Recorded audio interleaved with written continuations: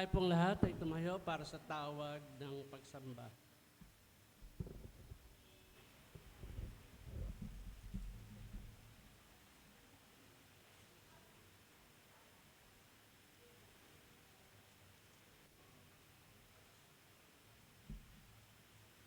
Awit 149 verses 1 to 9. O si Yahweh ay purihin, awitan ng bagong awit. Purihin sa pagtitipon ng tapat sa pananalig. Magalak ka, O Israel, dahilan sa manlilikha. Dahilan sa iyong hari, ikaw, Sion, ay matuwa. Purihin sa pagsasayaw, purihin ang kanyang ngalan. Alpat tambol ay tugtugin, at siya ay papurihan. Si Yahweh ay nagagalak sa kanyang mga hirang. Sa nangagpapakumbaba ay tagumpay ang ibibigay. Sa tagumpay na natamo, magalak ang mga hirang. Sa kanilang pagpipista ay magsaya't mag-awitan. Sa pagpuri sa Panginoon ay bayaang magsigawan na taglay ang matatalim na sundang sa mga kamay. Upang yaong mga bansang nagmamalabis ay gantihan at bigyan ng mamamayan ng parusang kailangan. Sa ganito, ang kanilang mga hari papangawan at ang mga pangunahin ay kadenang yaring bakal. Sang-ayon sa utos ng Diyos, mga bansay magdurusa. Ang tatanggap ng tagumpay ay ang mga hirang niya. Purihin si Yahweh.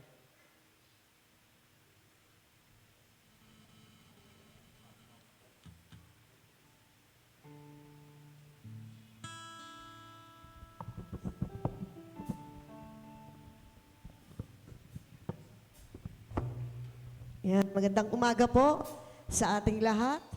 Yan, good morning po. Yan, good morning po. Sa umagang ito ay muli, magkakasama tayong muli at papurihan ng Panginoon. Sabi nga dun sa binasa ni Kuya Arman, ayan, magsiawit tayo at papurihan ng ating Panginoon. Ayan, magsigawan tayo.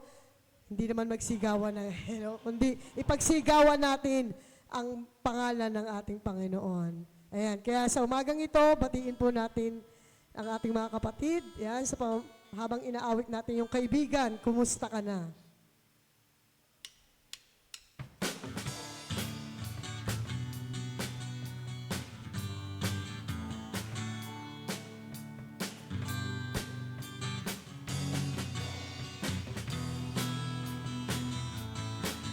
Kaibigan, kumusta ka na? Kapatid sa pananampalataya, ako'y lubos na nagagalak at muli kang nakasama. Nais kong ipanalangin ang iyong mga suliranin upang sa kanyang pagdating tatanggang tayong gising. Handog niya ay kapayapaan, handog niya ay kagalakan, handog niya ay kalakasan, sa bawat pusong nagpapagkahal. Kaya't ang awit ng papuri, awit ng pasasalamat, at ang awit na pagsamba ay para lang sa Kanya. Kaibigan, kumusta ka na? Kapatid sa pananampalataya, ako'y lubos na nagagalak at muli kang nakasama. Nais kong ipanalangin ang iyong mga suliranin upang sa Kanyang balik, badat na niya tayong gising. Handog niya ay kapayapaan, handog niya ay kagalakan, Handog niya ay kalakasan sa bawat pusong nagpapagal. Kaya't ang awit ng papuri, awit ng pasasalamat, at ang awit na pagsamba ay para lang sa Kanya. Kaibigan, kumusta ka na? Kapatid sa pananampalataya, ako'y lubos na nagagalak at muli kang nakasama. Nais kong ipanalangin ang iyong mga suliranin upang sa Kanyang pagbabalik madana niya tayong gising. Upang sa Kanyang pagbabalik madatna niya tayong gising. Upang sa Kanyang pagbabalik madatna niya tayong gising. Yes, Lord. Sige po, tayo po'y manalangin. Aming Diyos na makapangyarihan sa lahat, kami po ay narito, Panginoon. Muli, itinataas namin ang iyong dakilang pangalan, Panginoon. Salamat, Panginoon, sa kabutihan mo sa amin, Panginoon. Salamat sa dakilang pagmamahal mo sa amin, Panginoon. Lord, sa umagang ito, bagamat kami may kalungkutan, Panginoon, pero Lord, pinasasaya mo ang aming mga puso dahil lagi mong pinaaalala na hindi mo kami binababayaan, Panginoon, at lagi mo kaming sinasamahan sa araw naming buhay, Panginoon. Lord, sa bawat bighati ng aming nararanasan, Panginoon, lagi kaming nagtatagumpay dahil laging nandyan ka sa buhay namin. Kaya, Panginoon, sa umagang ito, ikaw lamang ang aming itataas at wala ng iba. Ang dakilang pag-ibig mo ang aming itataas sa umagang ito. Sadyang kay buti ng ating Panginoon, magtatapat sa habang panahon. Yes, Lord. Maging sa kabila ng aming pagkukulang, biyaya niya'y patuloy na laan.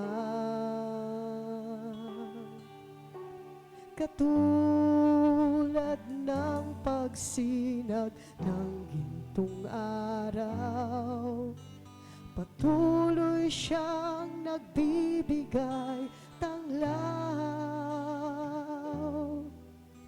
Kaya't sa puso ko't damdamin,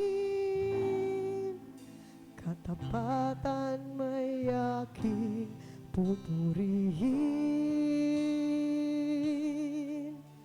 Dakila ka, O Diyos, tapat ka ngang tunay, magmula pa sa ugat ng aming lahi.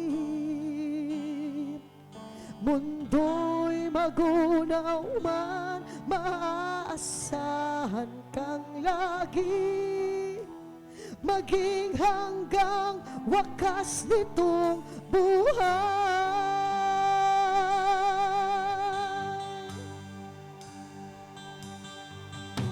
Kaya, O Diyos, kita'y aking pupurihin sa mundong aking awitin.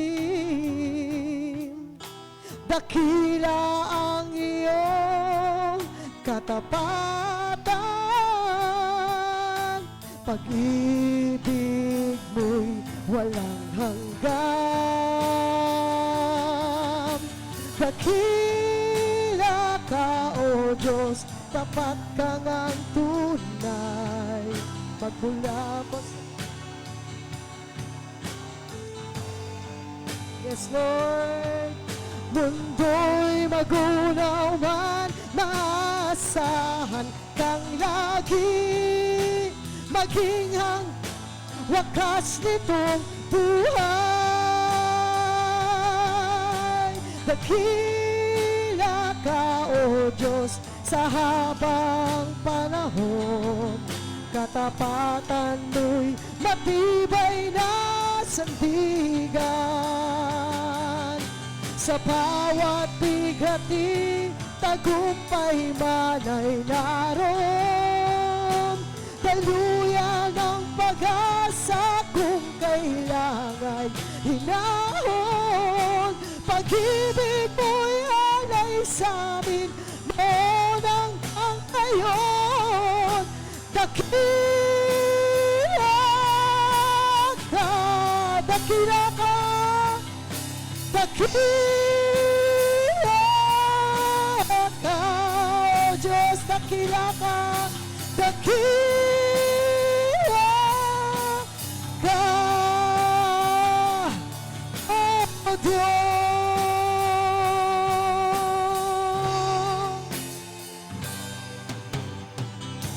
Ikaw ang tunay na Diyos, ika'y walang katulad. Ika'y nag-iisa, ikaw lamang, wala nang iba.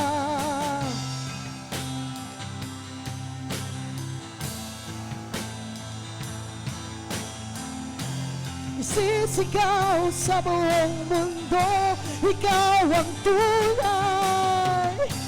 Ikaw ang tunay na Diyos, ika'y walang katulad.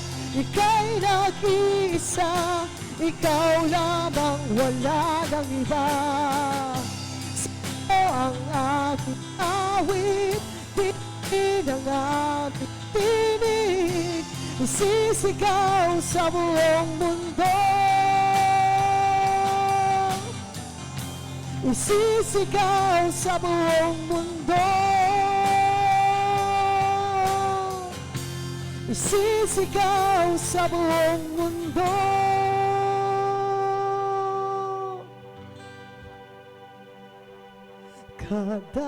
Kadakilaan mo. Purihin ka, Panginoon. Ito po ang aming dalangin sa matamis na pangalan ni Jesus. Amen. Amen.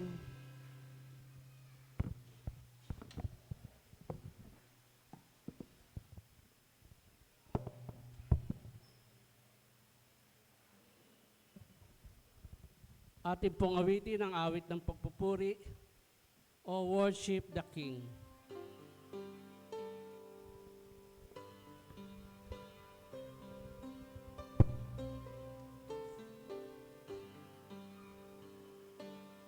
Sambahin sa kataasan, awitin ang kanyang pagmamahal.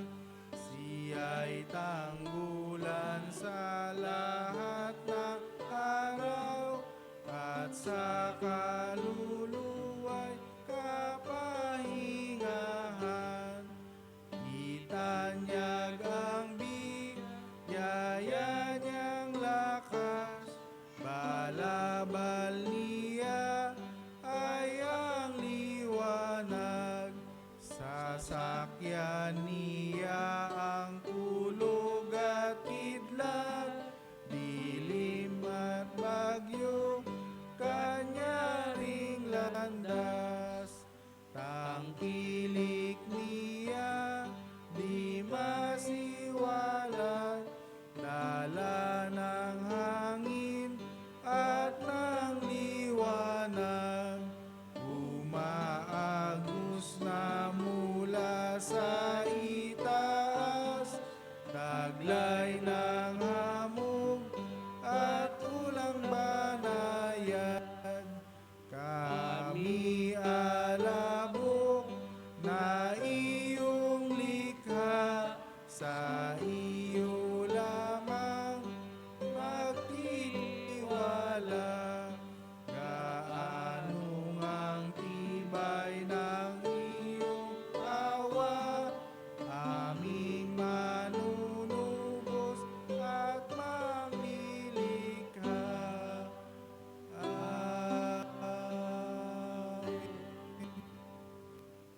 Tayo po'y manalangin.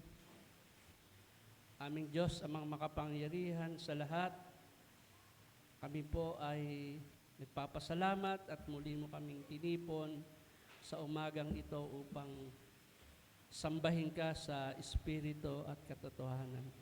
Panginoon, nagpapasalamat po kami sa mga araw na nagdaan. Salamat po sa buhay at sa kalakasan at maging sa kamatayan, Panginoon, tinataas ka namin, pinapupurihan at pinasasalamatan, Panginoon.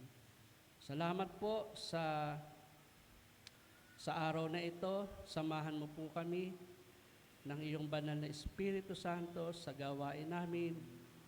Patuloy mo kaming hubin ng iyong pagpapala at biyaya at maging sa maghapong ito, Panginoon, ang aming gawain. Alam namin, Panginoon, na hindi mo kami iiwan at dumadalahin kami ng iyong patnubay. Sa pangalan po ng aming Panginoong Jesus. Amen. Amen.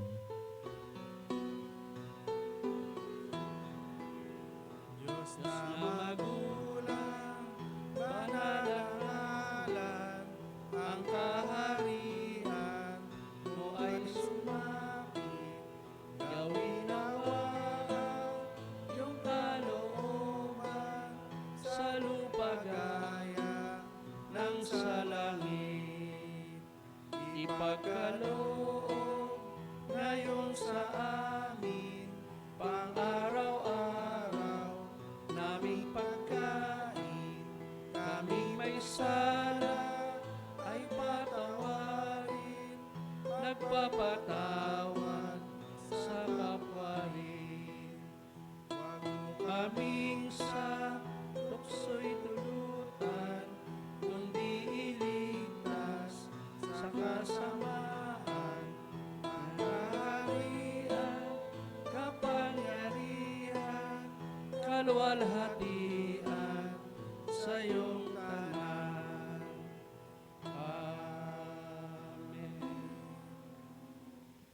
Tayo po'y makakaupo para sa ating sagutang pagbasa na matatagpuan sa Aklat ng Roma, Kabanatang 13, mga talatang 8 hanggang 14. Huwag kayong magkaroon ng sagutin kanino man, maliban na kayo ay magmahalan sa isa't isa, sapagkat ang nagmamahal sa kapwa ay nakatupad na sa kautusan. Ang mga utos, gaya ng huwag kang mangangalunya, huwag kang papatay, huwag kang magnanakaw, huwag mong pagnasaang mangkinin ang pag-aari ng iba. Alinmang utos na tulad ng mga ito ay nauuwing lahat sa isang utos. Ibigin mo ang iyong kapwa gaya ng iyong sarili. Ang umiibig ay hindi gumagawa ng masama kanino man, kaya't ang pag-ibig ang katuparan ng kautusan. Gawin ninyo ito dahil alam ninyong ang Panginoon upang gumising kayo. Ang magliligtas sa atin ay higit ng malapit ngayon kaysa nung tayo unang sumampalataya sa Panginoon. Namamaalam na ang gabi at malapit nang lumiwanag. Layuan na natin ang lahat ng masasamang gawain at italaga natin ang sarili sa paggawa ng mabuti. Mamuhay tayo sa liwanag at huwag sa gabi.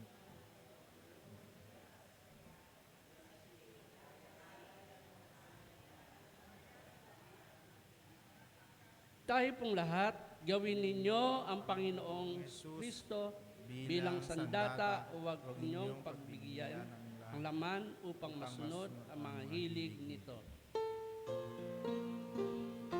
Tayo po lahat. Purihan ang Diyos at purihan.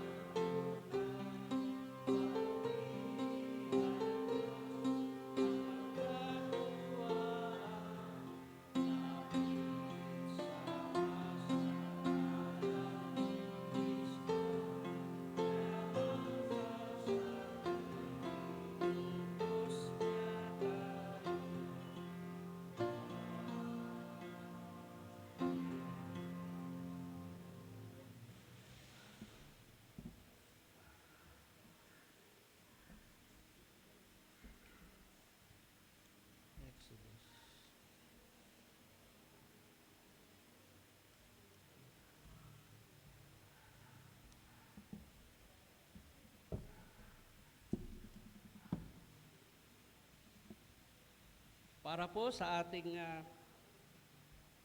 unang pagbasa na matatagpuan po sa Exodus chapter 12 verses 1 to 14. Ganito po ang nasusulat. Sinabi ni Yahweh kina Moises at Aaron, mula ngayon, ang buwang ito ang magiging unang buwan ng taon para sa inyo. At sabihin ninyo sa buong pamayanan ng Israel na sa ikasampung araw ng buwang ito, bawat puno ng sambahayan ay pipili ng isang kordero o bisirong kambing para sa kanyang pamilya. Kung maliit ang pamilya at hindi makauubos ng isang buong kordero, magsasalo sila ng kalapit na pamilya na hindi rin makauubos ng isang buo. Ang dami ng magsasalo-salo sa isang kordero ay ibabatay sa dami ng makakain ng bawat isa. Kailangan ang kordero ay lalaki, 1 taong gulang, walang pinsala o kapintasan. Kung walang tupa ay kahit kambing. Alagaan itong mabuti hanggang sa 14 ng buwan at sa kinagabihan, sabay-sabay na papatayin ang buong bayan ang kani-kanilang kordero. Kukuha sila ng dugo nito at ipapahid sa mga hamba at sombrero ng pintuan ng bahay na kakainan ng kordero. Sa gabi ring iyon, lilitsunin ito at kakaning kasama ng tinapay na walang lebadura at ng mapapait na gulay. Huwag ninyong kakanin ng hilaw o nilaga ang kordero.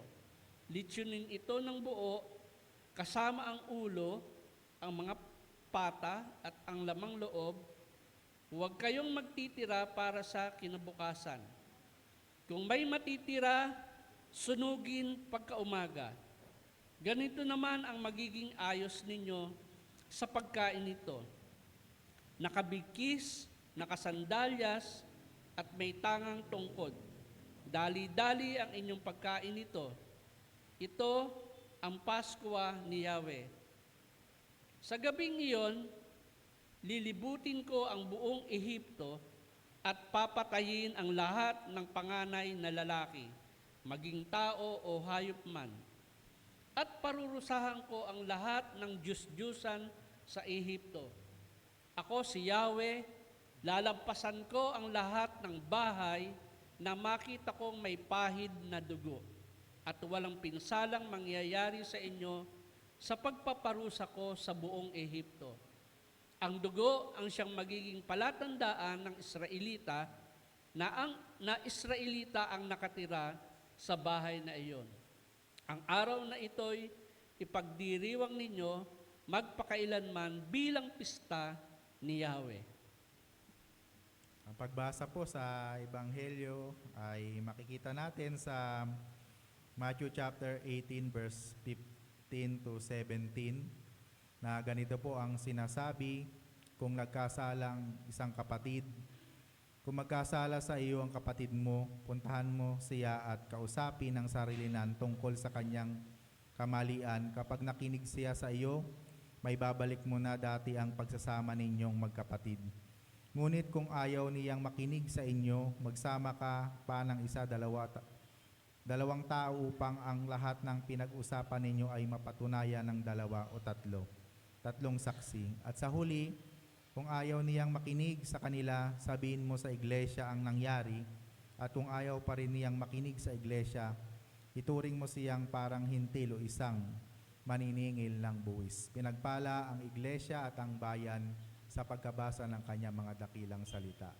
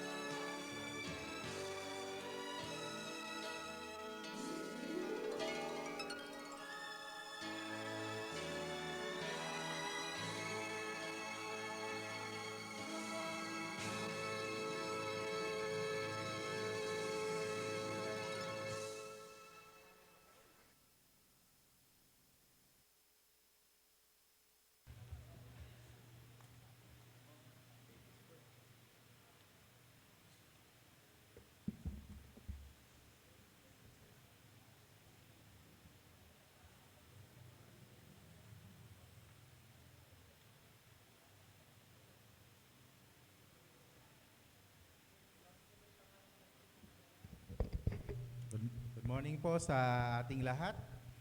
Purihin ang Panginoon dahil muli ay narito tayo upang patuloy na magpuri at magpasalamat sa ating Panginoon. At ganun din tayo ay nagpapahayag ng pakikisang damdamin yan ng mga lita, panaw ng at pinakamamahal na si Ate Rebecca Litaw.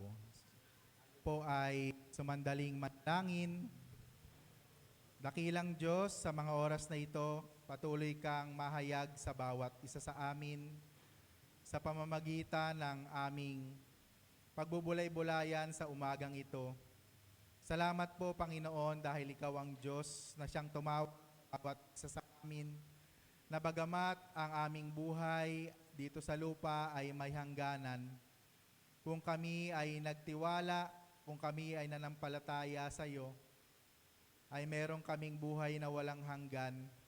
Kaya nga po, Panginoon, patuloy kaming nagsisikap, patuloy na ginagawa ang nais mo sa bawat sa amin upang kami ay patuloy na mayadya, dakilang Diyos, at mapalaguran ka namin sa aming mga buhay.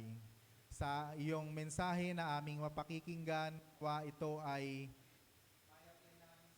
mga buhay upang ikaw na Diyos na tumawag sa amin, patuloy na mapaluguran, dakilang Diyos. Ito po ang aming panalangin sa pangalan ni Jesus na aming Panginoon. Amen. So ang ating mensahe sa umagang ito ay makikita natin sa ating binasa sa Matthew chapter 18 verse 15 to 17. So ang pamagat po ng mensahe ng Panginoon sa umagang ito ay conflict resolution. Okay po, next slide. So kahit sa loob ng church ay maaring magkaroon ng hidwaan. Amen po ba? Kahit sa loob ng church ay maaring magkaroon ng hidwaan, hindi pagkakaunawaan ng conflict o ng kaguluhan dahil sa maraming mga bagay. Nandyan na yung pagkakaiba-iba, nandyan na yung meron tayong kanya-kanyang personality. For example, sa isang room, sa classroom, kung meron kang 100 estudyante, meron itong kanya-kanya. Tama po ba, Teacher Flor? At doon minsan dumarating yung hindi pagkakaunawaan. At maging sa church, mga kapatid, ang iglesia ay hindi naman museo ng mga banal. Ang iglesia ay ospital ng mga may sakit na nagpapagaling. Ang mga kaalib ng iglesia ay hindi mga taong perpekto. Sila ay taong imperfecto na naghahangad ng pagbabago sa pamamagitan ng kapangyarihan ng Espiritu Santo upang sa lumaon ay maging kawangis ng ating Panginoon. Sabi nga, di ba, lahat tayo ay may mga kahinaan.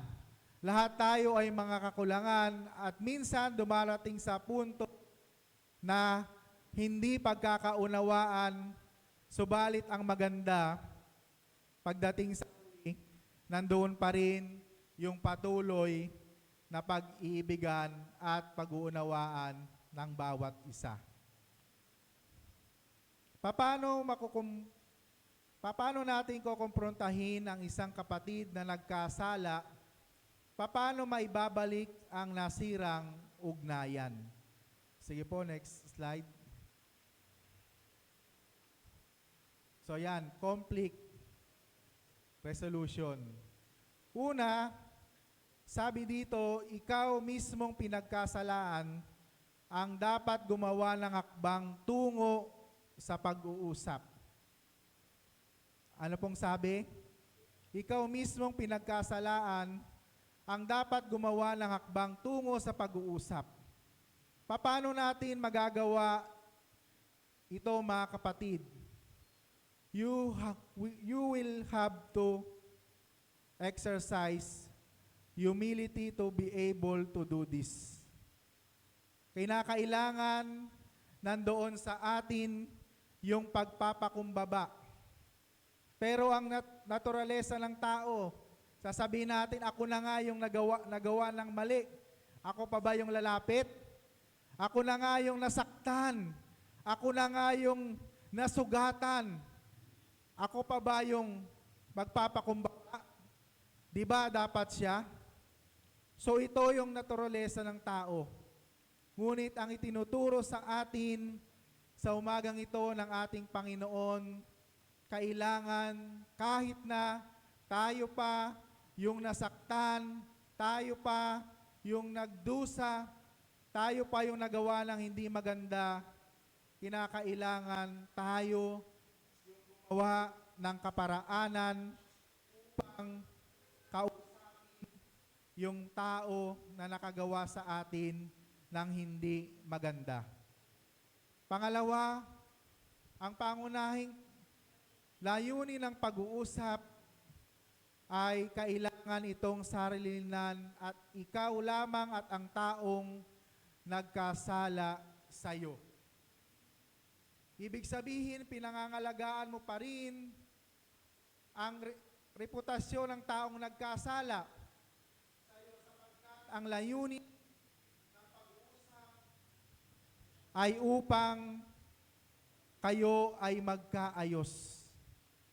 Ang alituntunin ng prinsipyong ito ay tinatawag na confidentiality, na kung saan yung kahinaan ng tao na gawa sa iyo ay hindi mo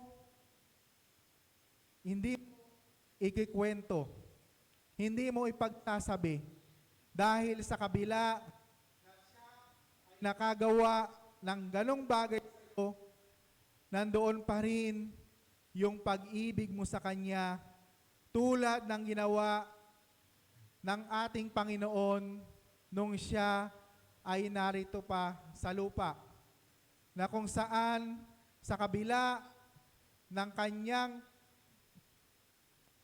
ginawang pagmamalasakit, sa kabila ng Kanyang ginawang pagmamahal, ay patuloy pa ring nagmamatigas ang mga tao nung kapanahunang iyon. Bukod dito, mahalaga rin na ang pag-uusap ay nakafocus sa specific na pagkakamali o pagkakasalang nagawa. Ang focus, hindi ang pagkatao ng kausap. Kinukondina mo ang kasalanan, ngunit patuloy mo pa ring minamahal ang nagkasala sa iyo. Iyan ang misyon ng mismong paraan ng ating Panginoong Hesus, na kung saan galit siya sa mga nagkakasala, pero mahal niya pa rin yung taong nagkakasala. Sige po, next slide. So ang sabi sa ating Ebanghelyo sa umagang ito, sa verse 15, kung nagkasala sa iyong kapatid mo, puntahan mo siya at kausapin ng sarili niya tungkol sa kanyang kamalian. Kapag nakinig siya sa iyo, maibabalik mo na ang dating pagsasamahan ninyong magkapatid. So ang dahilan, mga kapatid, kung bakit mo siya pupuntahan ay upang maibalik yung dating pagsasamahan. At walang ibang nagturo nito kundi mismo ang ating Panginoon. Diba? Minsan mahirap isagawa. Diba? Karamihan sa mga naririnig natin, kagaya ng nabanggit ko kanina, Pastor, ako na nga yung nasaktan, ako pa ba yung lalapit? Pastor, ako na nga yung nasugatan ng puso, ako na nga yung naagrabyado, ako na nga yung naapi. Ako pa ba yung dapat lumapit? Opo mga kapatid, sapagkat ito ang inuutos sa atin ng ating Panginoon. Na tayo yung gagawa ng kaparaanan upang kausapin yung mga taong nakagawa sa atin ng hindi maganda upang masunod natin ang kalooban ng ating Panginoon. Pangatlo, kung sakaling ayaw makinig sa iyo, ano po yung gagawin natin? Hindi pa rin tayo hihinto. Pag magsama ka ng isa o dalawa upang makipag-usap sa Kanya.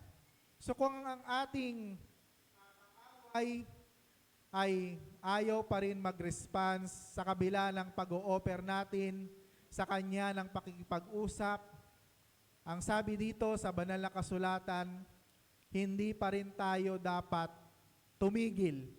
Bagkus, magsama tayo ng isa o dalawa sa ating pakikipag-usap sa Kanya upang, ano ang purpose? Maayos pa rin yung relationship.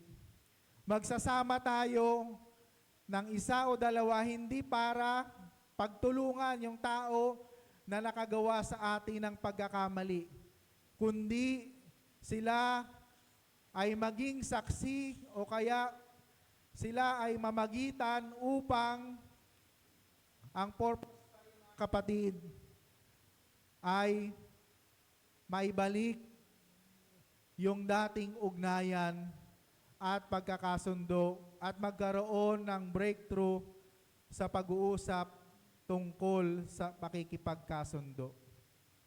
So ang prinsipyo dito na tinatawag na walking the second miles, hindi ka basta susuko, gagawa ka ng paraan tungo sa pakikipagkasundo. Kaya itong ikatlong alituntunin na hindi lamang minsan gagawin, maaring nangangailangan ng maraming ulit na pagsasagawa nito. At dito, masusukat ang ating pagtsatsaga at kahandaang magpatawad. Amen po ba mga kapatid? Dito nasusukat ang ating pagtsatsaga at kahandaang magpatawad. Mga kapatid, ang totoo, para kay Kristo, walang limitasyon o boundary ang pagpapatawad. Amen po ba? Walang limitasyon o walang boundary ang pagpapatawad. Kahit kaano pa tayo karumi, kahit gaano pa kalaki ang ating kasalanan, minahal tayo ng Panginoon, pinatawad tayo ng Diyos, pinagtiyagaan tayo ng Panginoon, kaya ikaw at ako ay narito ngayon sa iglesyang ito. So kung hindi ginawa sa atin ng Panginoon yon, marahil ay wala tayo dito. Ngunit salamat dahil ang Diyos ay matyaga sa bawat isa sa atin. Kaya naman tayo ay nailapit sa Kanyang paanan. Tulad ng pagtsatsaga natin na maabot yung mga taong nakagawa sa atin ng hindi maganda. Sige po, next slide. Sabi doon sa pagpapatuloy, kung ayaw niyang makinig sa Kanya, ipaalam ito sa iglesia, at kung pati sa iglesia ay ayaw niyang makinig, ituring ninyo sila bilang isang taong hindi kumikilala sa Diyos o isang taong maniningil ng buwis.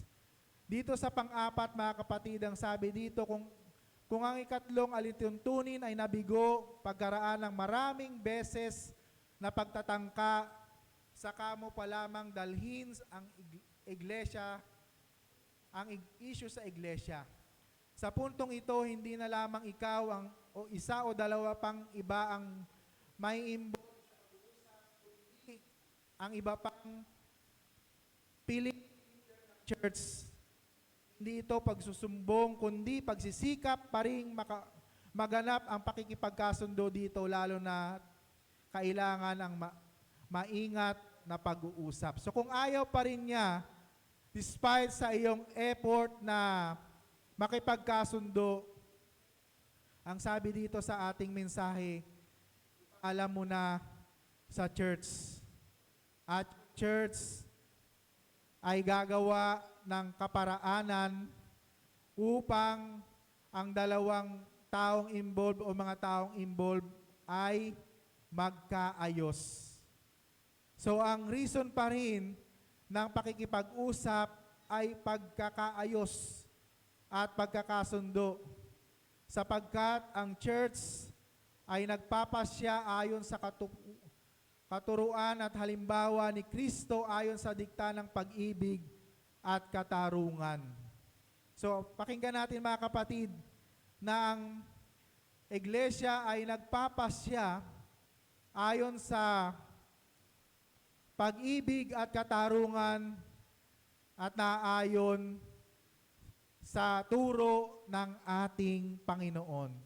Kaya ang church ang gagawa ng kaparaanan upang ang mga taong ito, ang taong involved, ay magkasundo at muling mapanumbalik ang kanilang pag-uugnayan. Mga kapatid, ano po ang gagawin natin kung talagang ayaw pa rin kumilala sa kanyang kasalanan at dapat, ang sabi sa banal na kasulatan, mga kapatid, hindi po ako nagsabi, dapat na natin ituring itong pagano o publikano ang isang makasalanan hindi kabilang sa pamilya ng Diyos. Ngunit, ganun pa man, dapat nating gawin sa kapatid na ito ay sa kabila ng kanyang hindi pagsisisi, ay patuloy pa rin natin siyang patawarin. Dapat nating patawarin ang mga kapatid na ayaw kumilala o magsisi sa kanyang kasalanan. At kung siya ay magsisi, tungkulin natin siyang patawarin. Ngunit kahit hindi siya magsisi, tungkulin pa rin natin na siya ay patawarin. Matthew chapter 18 verse 21 to 22. At kung sa atin lamang siya nagkasala, mga kapatid, kung sa iyo lamang nagkasala, ay hindi na kailangang ipaalam pa sa church. Nandoon lamang yung pag-uusap. Di ba? Minsan kasi napakaliit na bagay lang pala yung pinagmulan nung hindi pagkakasundo. Kinakailangan lamang pala ng pag-uusap, ng communication para mapanumbalik yung dating kalagayan at hahantong sa pagkakasundo. Sige po, next slide. So yun po yung kagaya ng nabanggit ko kanina. Kung ayaw pa rin, ipatawag ang church at yung church ang gagawa ng kaparaanan para ang dalawang taong involved o mga taong involved ay magkaayos at masunod yung tuntunin ng ating Panginoon. Sige po, next slide. So yan, sabi doon sa isang talata sa banal na kasulatan, Matthew chapter 5 verse 9, mapalad ang mga taong gumagawa ng daan para sa ipagkakasundo, sapagkat sila'y ituturing ng Diyos na mga anak niya. Amen po ba, mga kapatid? Mapalad daw yung mga tao na gumagawa ng daan para sa ipagkakasundo, sapagkat sila'y ituturing na mga anak ng Diyos. So, bilang mga anak ng Diyos, tayo yung gumawa ng kaparaanan para sa ipagkakasundo. Dahil ito yung nais ng Panginoon sa bawat isa sa atin. At sa Matthew chapter 5 verse 44, ano pong sabi doon? Next slide. Itigin ninyo ang inyong kaaway, pagpalain ninyo ang mga sumusumpa sa inyo. Gawin ng mabuti ang mga napupuot sa inyo at idalangin ang mga nanguusig sa inyo. So mga kapatid, very challenging itong message ng ating Panginoon sa bawat isa sa atin. Conflict resolution. Tunay nga naman na mahirap mabuhay ng walang kaaway. 'Di ba? Kaya nga naisulat ni Charles Wesley sa isang mga hymn na makikita natin sa ating hymn. Hindi natin maiiwasan na magkaroon ng hindi o ng mga hindi makakasundo. Pero ini-invite tayo ng Panginoon sa umagang ito na tayo yung gumawa ng way para sa ikapag-aayos, ikababalik ng dating ugnayan sapagkat ito yung nais ng Panginoon sa bawat isa sa atin. Amen po ba mga kapatid? Hindi ito madaling gawin, pero sa tulong ng Panginoon, sa pag-ibig na ibinuhos niya sa bawat isa sa atin, magagawa natin ito. At kapag ginawa natin ito, masusunod natin yung kalooban ng ating Panginoon. At ang iglesia, ang pamilya, ang bayan ay mapupuno ng kagalakan, ng pag-ibig at pagkakaisa. Dahil kapag nagpatuloy yung ganitong sitwasyon, napakahirap mamuhay ng punong-puno ng kaguluhan. Maging sa pamilya, maging sa church, maging sa bayan, sa lahat ng aspeto ng ating buhay. Kaya nga, sa umagang ito, tinuturuan tayo ng Panginoon na makipagkasundo. Ayusin ang dapat ayusin, patawarin ang mga nakakagawa sa atin ng hindi maganda. Dahil kung meron ehemplo na may gumawa nito, walang iba kundi ang ating Panginoon, na siyang ginawa ng hindi magandang bagay, pero nung siya ay nakabayubay na sa krus ng Kalbaryo, ang tangi niyang inisip ang kapatawaran sa kasalanan ng mga taong nakagawa sa kanya ng hindi maganda.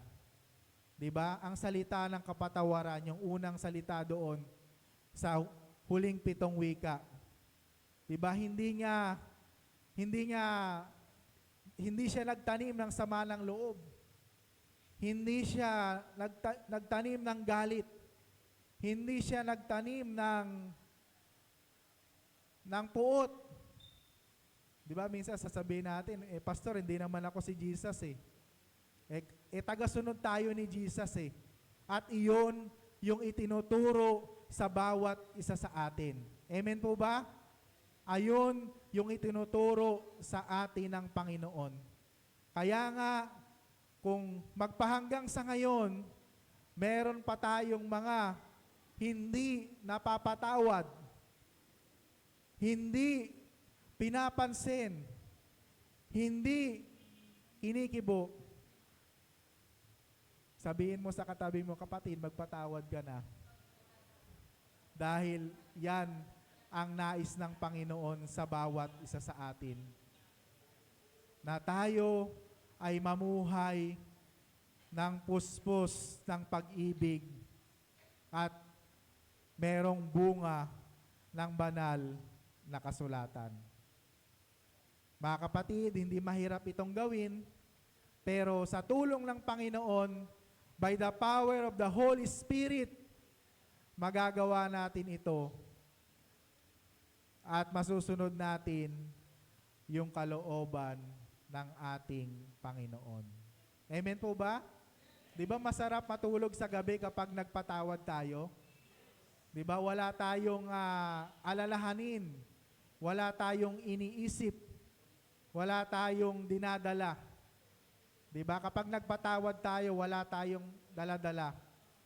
Bagkus, nasunod natin yung kalooban ng Panginoon sa ating mga buhay. At tayo naman na mga hinihinga ng tawad, magpatawad tayo. Amen po ba? Baka naman humihingi na sa atin ng tawad, ayaw din nating patawarin. Di ba? Yun po yung magiging lectionary sa susunod na linggo, pero hindi po yata ako yung magiging tagapagsalita kasi si Sunday. So, purihin ang Panginoon. Ini-invite tayo na makipagkasundo sa ating mga nakatunggali na galit upang masabi nga na tayo ay mga lingkod at anak ng Diyos na sumusunod sa Kanya. Sa ngalan ng Ama, ng Anak at Banal na Espiritu Santo. Amen. Palakpakan po natin ang Panginoon.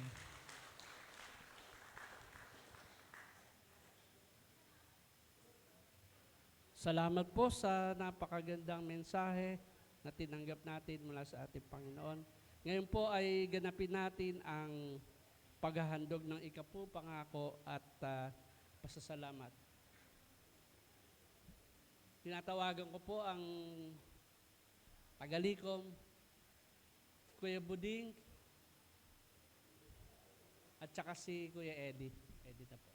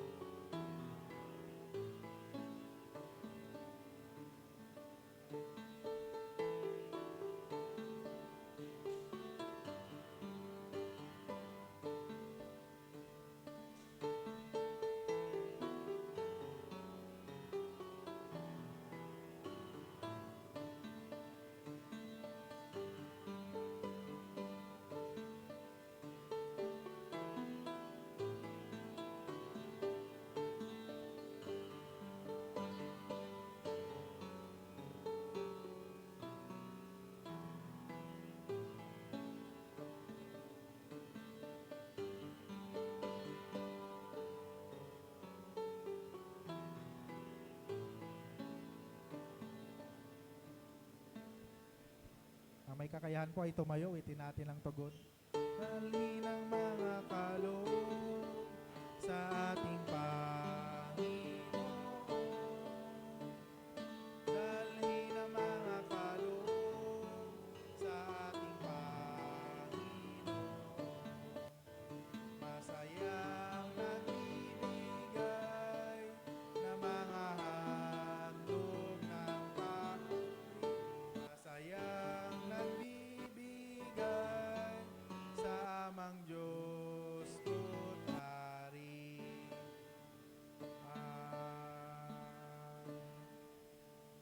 Dakilang Diyos, muli ay pinagkakaloob namin sa iyo ang aming mga kaloob bilang tanda ng aming pagtatapat, pagkilala sa iyong kadakilaan sa aming mga buhay. Tunay nga na ikaw ang unang umibig sa bawat isa sa amin at sa pamamagitan nito ay binabalik namin. Alam namin na hindi ito sapat, subalit ikaw ang nagsabi, Panginoon, na kung kami po ay maghahandog sa iyo ng may kagalakan sa aming puso, ay ito po ay tatanggapin mo, dakilang Diyos. Kaya pinagpipray ko po ang lahat ng iyong mga anak na patuloy na nagkakaloob, nagbibigay ng kanilang ikaw po pangako, seed, ang tinatangkilik, pagpalain niyo po sila. At ganoon din po sa iyong mga anak na hindi makayanan makapagkaloob. Tulad nito, bayaan mo ng kanilang buhay, ang kanilang panahon, ng oras, ang ipagkaloob nila at pagpalain mo rin sila. Sa pangalan ni Jesus, itong aming dalangin. Amen.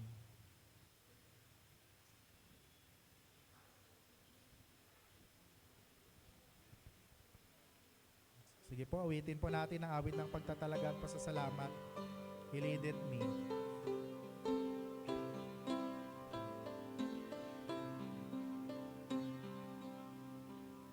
At lugod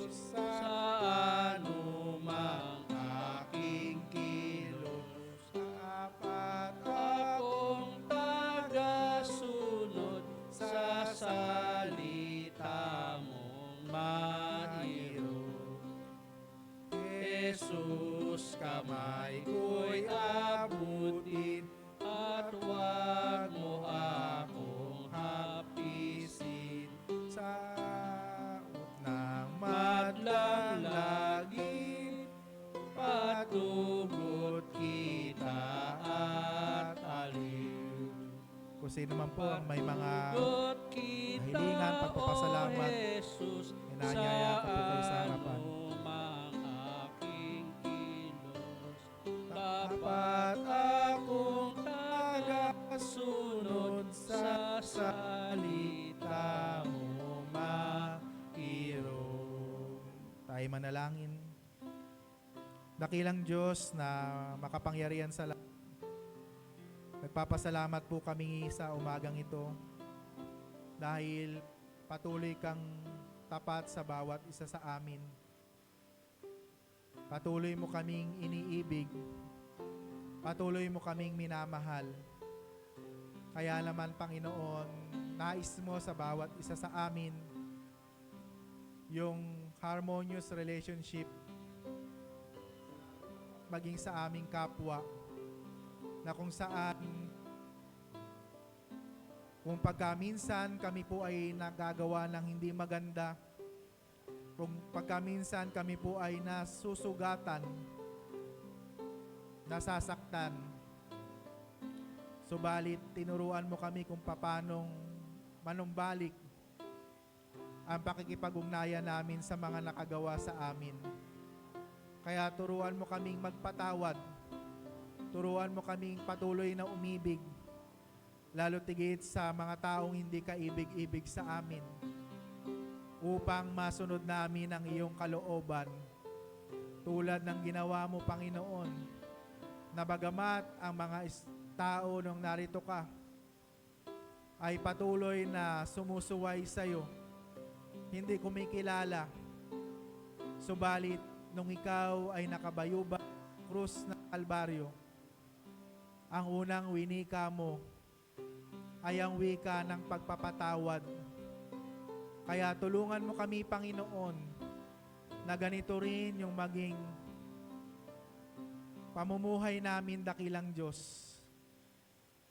upang ikaw ay malugod sa bawat isa sa amin.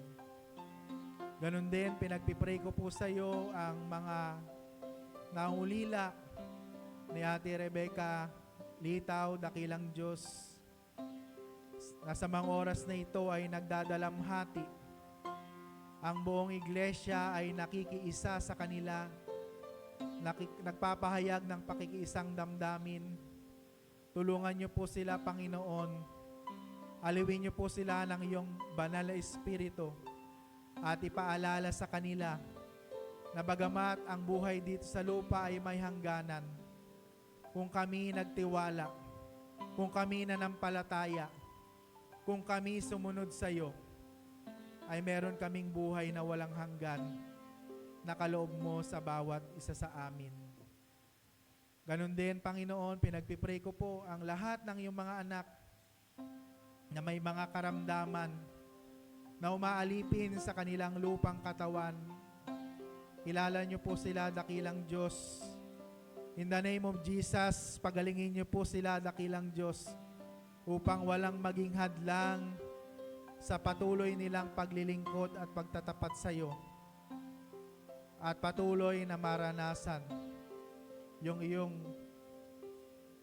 healing power, dakilang Diyos, sa mga oras na ito.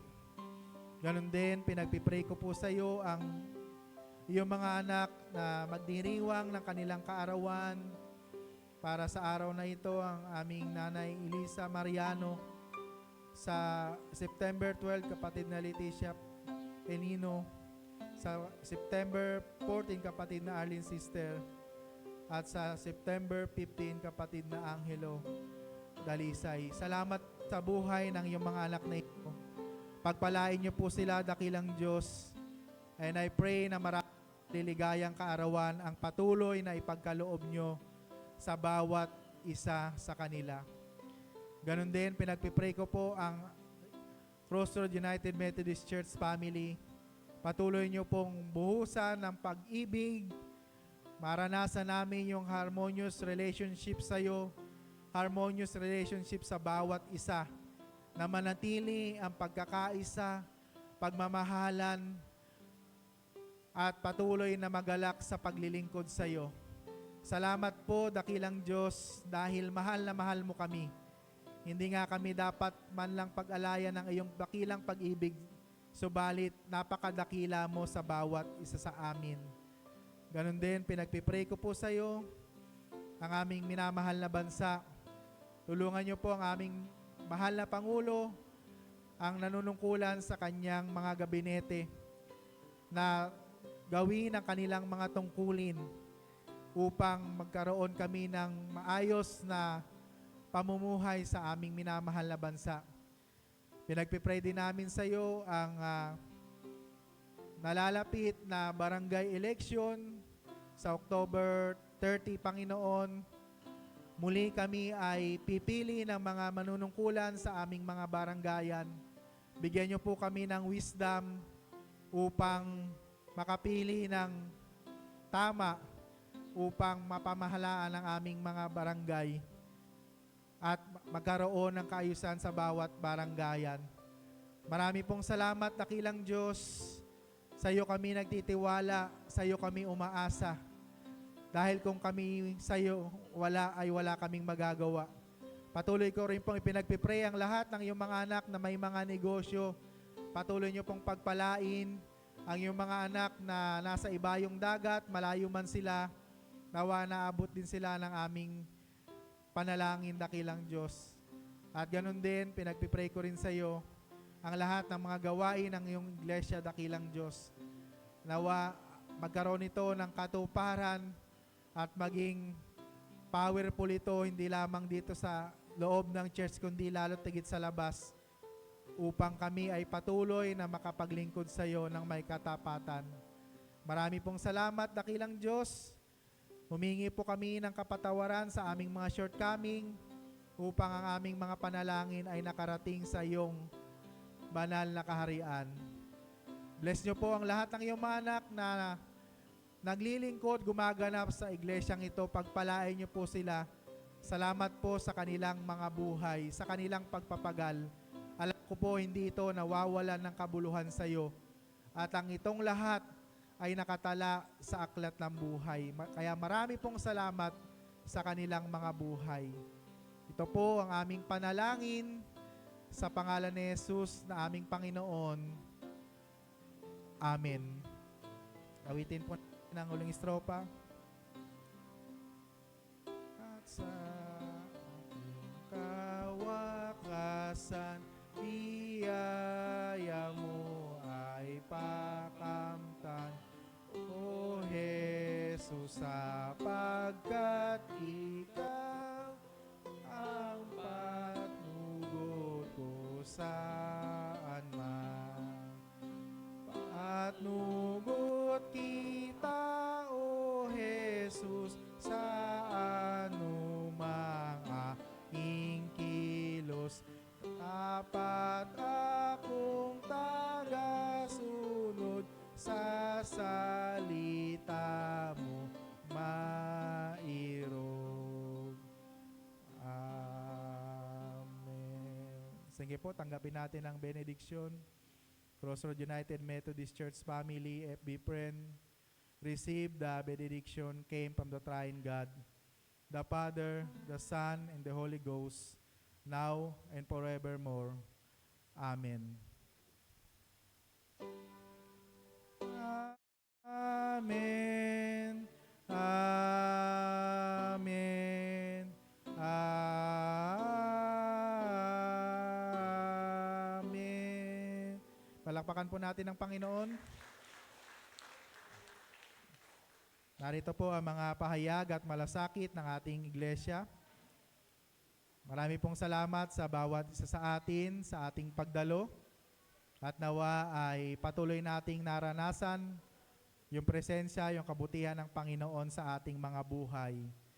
Next Sunday po ay celebrate natin ang Christian Education Sunday. Kaya po ang ating tagapagsalita, ang ating pong kapatid na si Teacher Harold Sister at ang kanyang tagapanguna si Teacher Flor Manahan. Din po, ng ating mga kapatid na nagse-celebrate ng kanilang kaarawan para sa linggong ito. Sa araw na ito, si Nanay Elisa Happy birthday po. Palakpakan natin ang Panginoon sa kanyang buhay. Ilang taon na po ba siya? 90? 92. Praise God. At ganoon din po sa 12, kapatid na Leticia. Sa 14, kapatid na Arlene. At sa 15, kapatid na Angelo. Awitan po natin sila. Happy birthday to you. Happy birthday to you. Happy birthday, happy birthday. Happy birthday to you.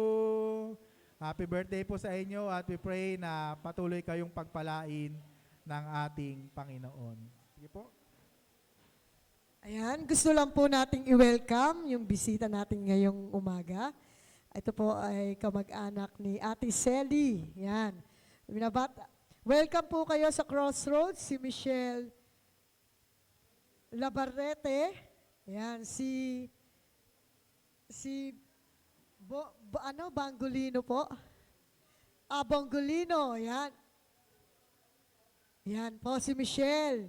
So, si Andres at si James at si Miguel. Yan, tayo po tayo. Yan, welcome po kayo sa Crossroads United Methodist Church. Yan, palakpakan po natin sila at kawayan po natin. Ayan, so salamat po sa inyong pagbisita at sana makasama namin kayo sa linggo-linggong panambahan dito po. Salamat po.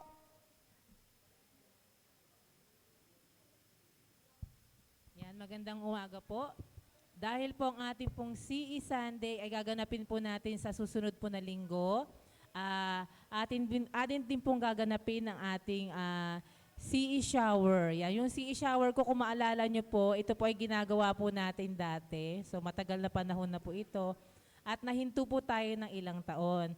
Kaya ngayon po muli ay amin pong binabalik na ibalik po natin ang ating CE shower. Yung pong CE shower ay tayo po ay magdadala ng mga pwede po nating ibahagi na mga materials para sa ating mga Sunday school. Kunyari sa mga bata po, yung mga school materials o yung mga pang-activity po nila na pwede po nilang gamitin. Katulad po ng mga Crayola, ng mga bond paper, ng mga kartolina. Kung ano po yung mga nais po ninyo. Kaya po natin siyang tinawag na CE shower. Pwede rin po kayong magbigay po ng mga materials po na katulad po ng pwede nilang gamitin sa pagtuturo, yung mga libro, o yung mga storybooks po, o yung mga pwedeng mga activity din po, worksheet po para sa mga bata. Pwede po dadalhin po natin siya sa susunod po na linggo at ating pong iaalay dito po sa ating harapan. Magpo-post na rin din po kami sa ating GC para din po ma-remind din po ang bawat isa. Maraming salamat po sa patuloy po ninyong pagsuporta at patuloy po na paggamit po sa inyong buhay sa ating mga gawain sa ating po iglesia. Magandang umaga po. Yan, balik po ako. Ngayon po sineselebrate po yung ano po yung sineselebrate ngayong araw ngayon? Grandparents Day po ngayon. Isi-celebrate po natin to sa last week ng September. So meron po kaming naisip na pakulo para po sa ating mga lolo't lola. So, gagawin po natin ito sa last Sunday po ng September. So, lahat po ng mga lolo't lola, pumunta po kayo at meron po tayong konting kasiyahan. Ayan po. Salamat po.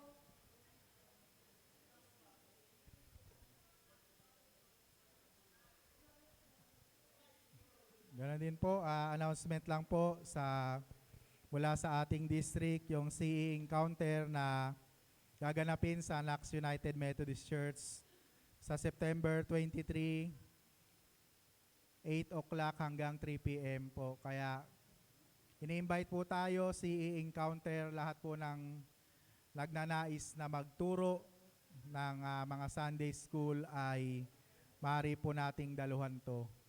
At ganun din, tinatawagan si Kuya Jonathan, may announce po. Nagawain sa Saturday ng mga kalalakihan. Maglilinis daw sila ng dagat.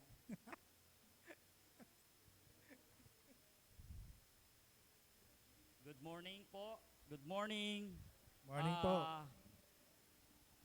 In behalf of Northwest Metro Manila District po, nananawagan kami bagamat alam namin na yung mga kalalakihan sa atin ay may mga trabaho, pero nag-i-invite po kami ng gawain sa PAC, Coastal Cleaning, Clean Up. Magbabike kami at iyon ay gaganapin ng 6 a.m.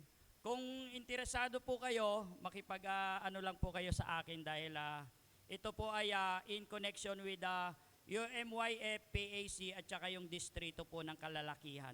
Patuloy po tayo sa gawain ng kalalakihan in spite of struggling na marami tayong nararanasan, pero kailangan natin ng Panginoon sa ating buhay. Thank you po. Salamat po.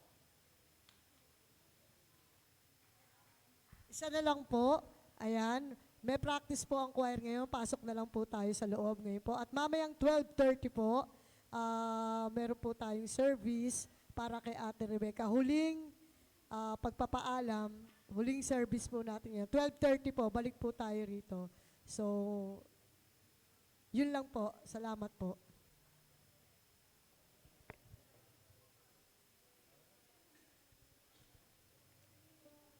Kung wala po dito sa Crossroad United Methodist Church, magandang umaga po sa ating lahat.